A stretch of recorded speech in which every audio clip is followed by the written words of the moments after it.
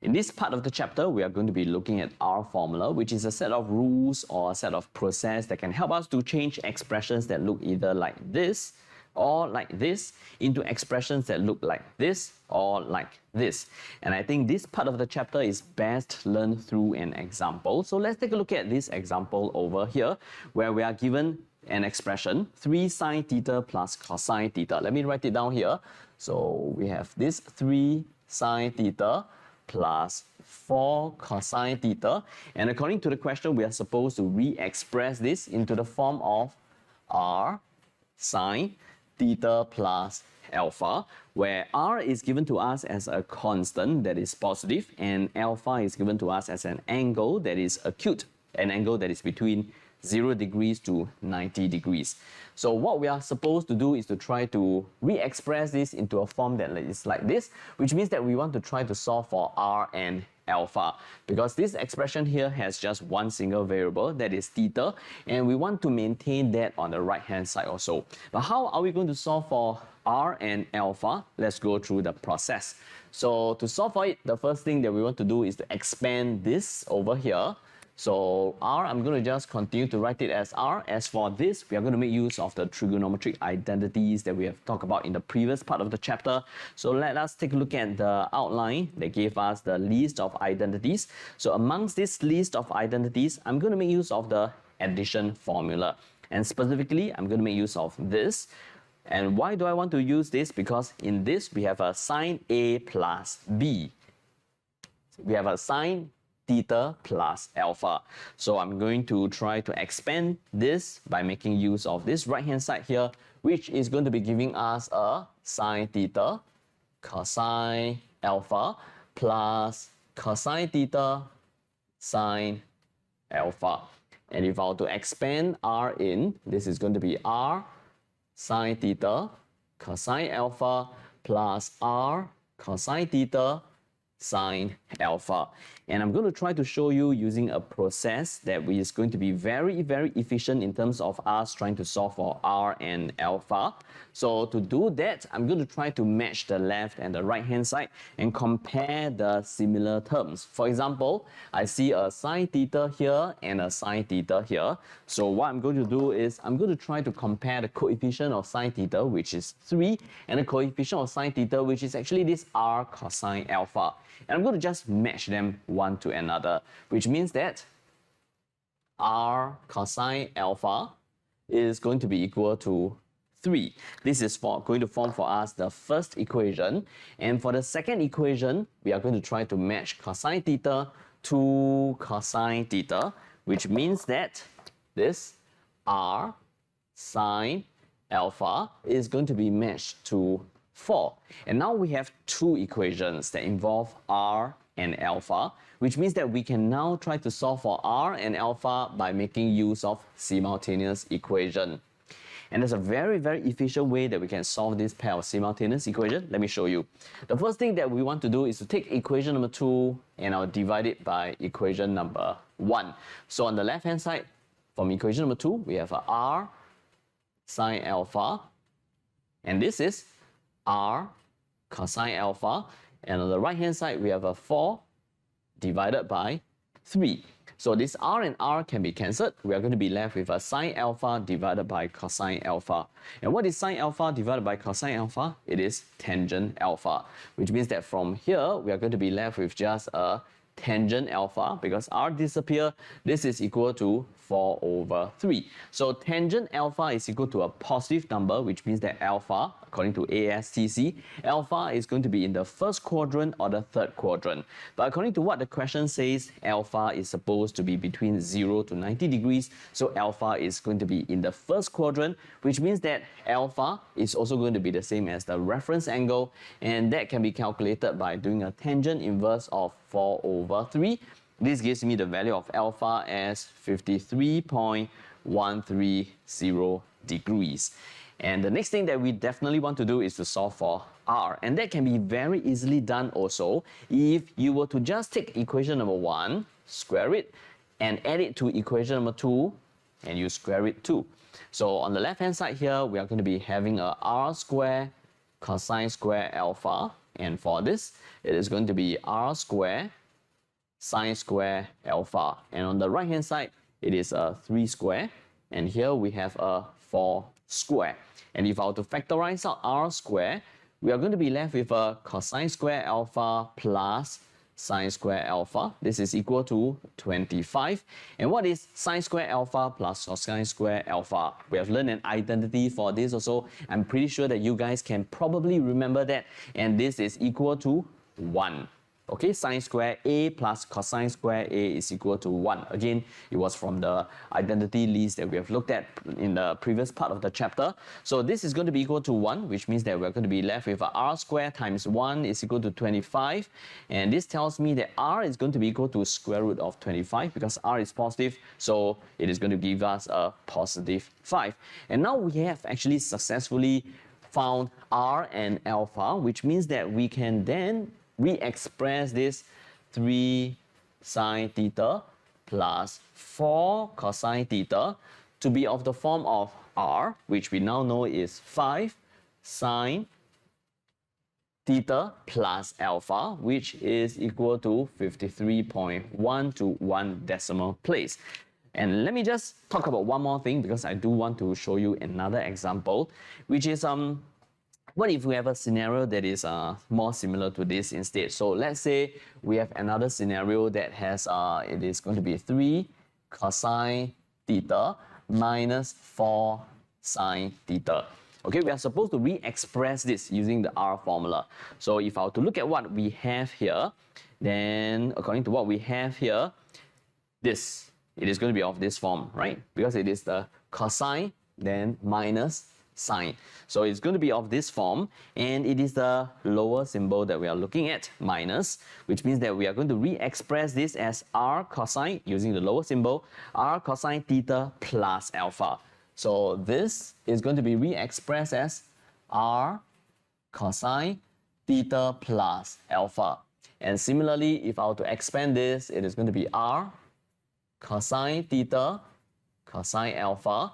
Then it will become minus r sine theta sine alpha using the trigonometry identity list, and then of course multiplying r into the addition formula, which I've applied it to this r cosine a plus b, which is going to become cosine a cosine b minus sine a sine b. And then we'll still continue to match the coefficients, which means that r cosine alpha, by matching coefficients, this is equal to 3. This will be my equation number 1. And if I were to match this to this, that means r sine alpha, this is going to be equal to 4. We have our second equation. So I'm going to go through the same process. Taking equation number 2 divided by equation number 1 will give me a tangent alpha is equal to 4 over 3. I can then solve for alpha. Then taking equation number 1 square plus equation number 2 square, I will be able to get a r square is equal to 3 square plus 4 square, and that will help me to solve for r. Let's take a look at an example. Okay, in fact, it is a pretty interesting example. And the question looks like this.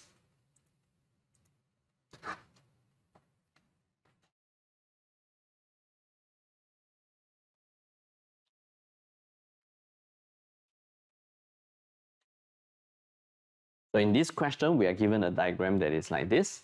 And we have theta here and theta here.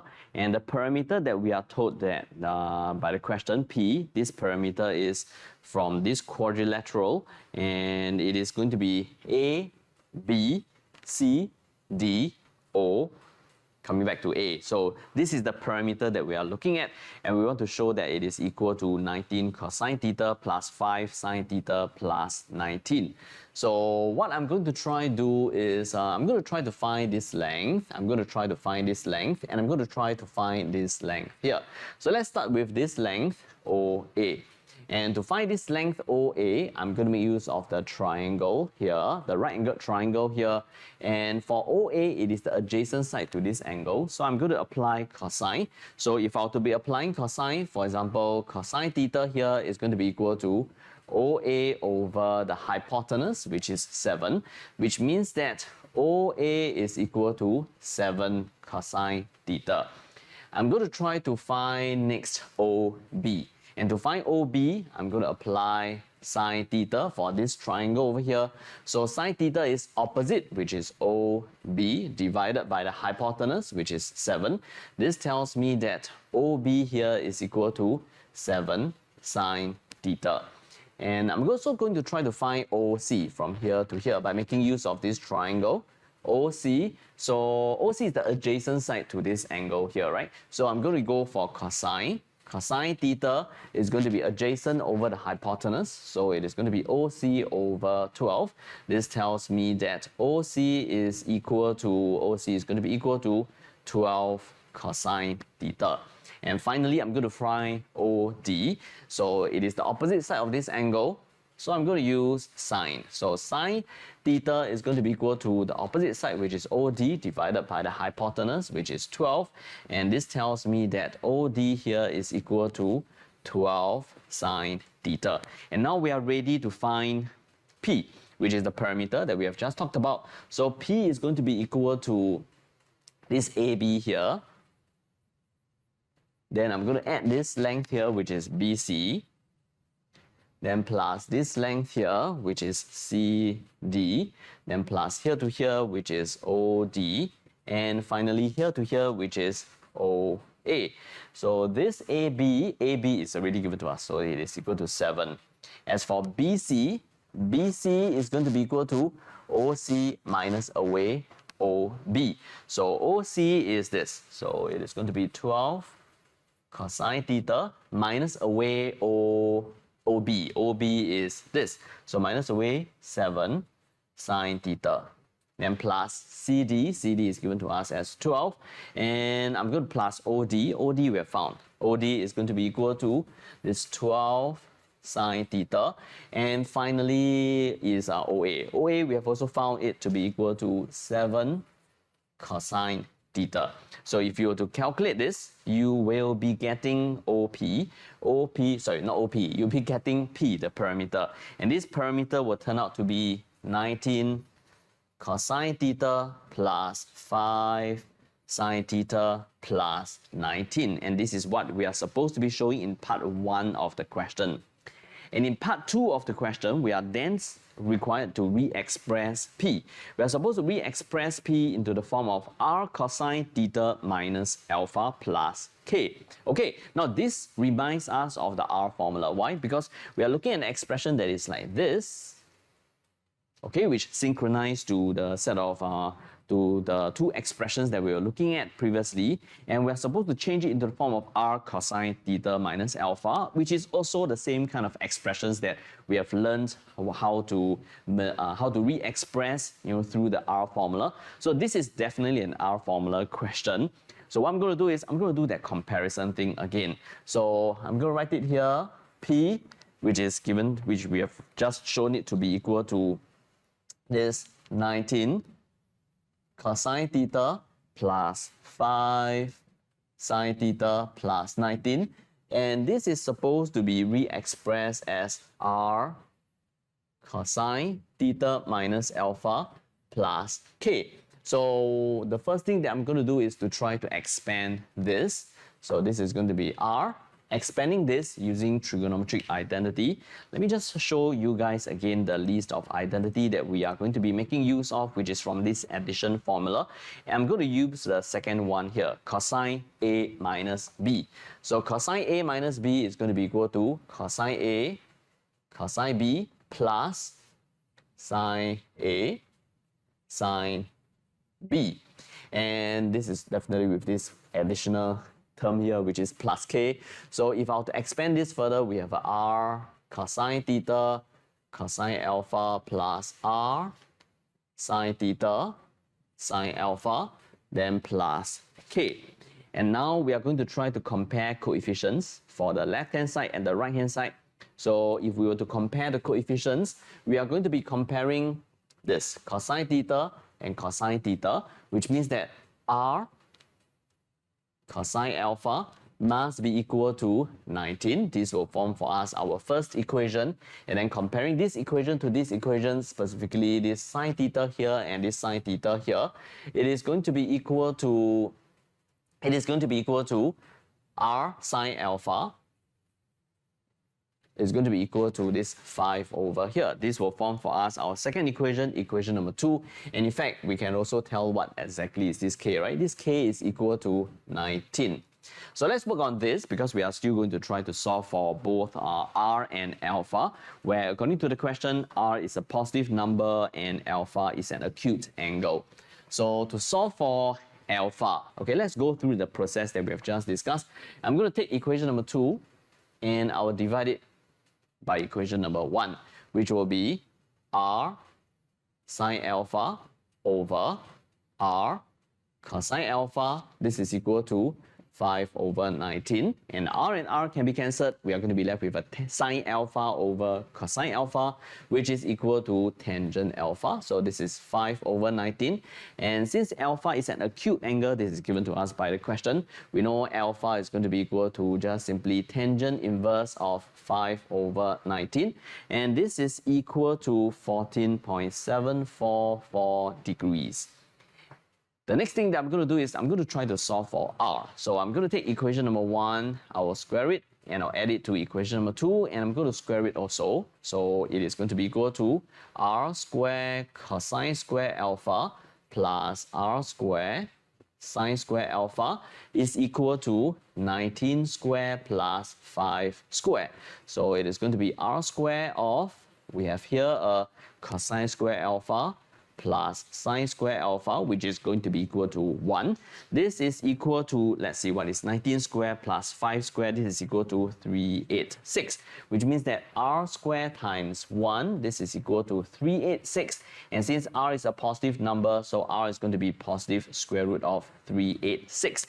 And now we can re-express p, and re-expressing p into a form that is like this will be r, which is equal to this square root of 386, then cosine of theta minus alpha, and alpha is equal to this. I'm going to go for 1 decimal place, and this plus k, and k is equal to 19. This is part 2 of the question, and in part 3 we are supposed to solve for the value of theta when the parameter, when p is equal to 36. Let's try. So in part 3, we are supposed to solve for p to be equal to 36. So making use of what we have in the previous part, that means square root of 386 cosine theta minus 14.744 degrees plus 19. This is equal to 36, which means that cosine theta minus 14.744 degrees is going to be equal to 36 minus 19 divided by square root of 386, and this is equal to 17 over 386. So cosine of an angle is a positive number, so we will be expecting the angle to be either in the first quadrant or the third quadrant. Let me do a sketch here. So if it is in the first quadrant, it is going to be this angle here that we are looking at. If it is in the fourth quadrant, then it is going to be this angle here that we are looking at. So what we are going to do is to find the reference angle. So it is this angle here that we're going to try to calculate first. And for this reference angle, it is this 7.44. So, okay, it is the reference angle. It's not this angle yet. So let me just rewrite this. So we're going to be looking at the reference angle. And this reference angle is going to be cosine inverse of 17 over 386, and this reference angle is equal to 30.086 degrees, which means that this angle here, which is theta minus 14.744 degrees, it is going to be either this angle, which is going to be the same as the reference angle, so 30.086 degrees, or this angle, which is equal to 360 degrees minus the reference angle, so 30.086 degrees. And if I were to find out what is theta, bring this over to the other side, 30.086 plus 14.744 gives me a 44.8 degrees, and I guess this is okay. This is okay because according to what the question says, this angle theta here is also going to be between 0 to 90 degrees. So it is an angle that is acceptable. How about the other one? 360 degrees minus this. I don't think so. Let me just write down for you the number anyway. It is 344.7 degrees. Okay, this is outside the range of values that is given to us by the question for theta. So this is not going to be an answer that I want. Let's take a look at the last part.